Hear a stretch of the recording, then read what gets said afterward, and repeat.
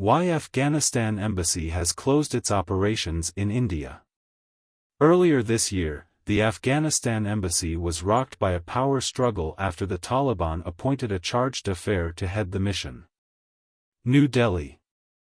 The Afghanistan Embassy in India today suspended operations citing an inability to serve the country's interests and a shortage of staff and resources. India will take control of the embassy in a caretaker capacity, the statement by the embassy said. The announcement comes 2 years after the elected government in Afghanistan was overthrown by the Taliban. While India does not recognize the Taliban government, it had allowed the Afghan embassy to continue operations under the ambassador and mission staff appointed by former President Ashraf Ghani, who fled Kabul in 2021. Earlier this year, the embassy was rocked by a power struggle in the wake of reports of the Taliban appointing a chargé d'affaires to head the mission, replacing Mamundzay. Following the episode, the embassy came out with a statement that there was no change in its leadership. The tussle for power had erupted after Qadir Shah, who was working as a trade counselor at the embassy since 2020, wrote to the MEA in late April claiming that he was appointed as the chargé d'affaires at the embassy by the Taliban. But the embassy's closure statement said it categorically refutes any baseless claims regarding internal strife among embassy staff, and denied any diplomats were using the crisis to seek asylum in a third country.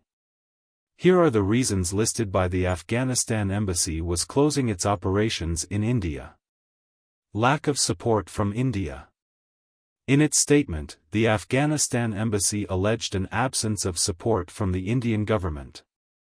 It claimed that this hindered their ability to carry out their duties effectively. The embassy has experienced a notable absence of crucial support from the host government, which has hindered our ability to carry out our duties effectively, the statement said. The Indian government has not yet reacted to these allegations. Failure to serve Afghanistan's interests. The embassy acknowledged that they had failed to serve the best interests of Afghanistan and its citizens. We acknowledge our shortcomings in meeting the expectations and requirements necessary to serve the best interests of Afghanistan and its citizens due to the lack of diplomatic support in India and the absence of a legitimate functioning government in Kabul, it said. Staff shortage.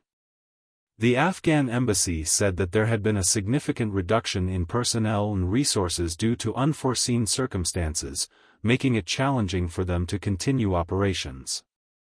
The lack of timely and sufficient support from visa renewal for diplomats to other critical areas of cooperation led to an understandable frustration among our team and impeded our ability to carry out routine duties effectively, the statement said.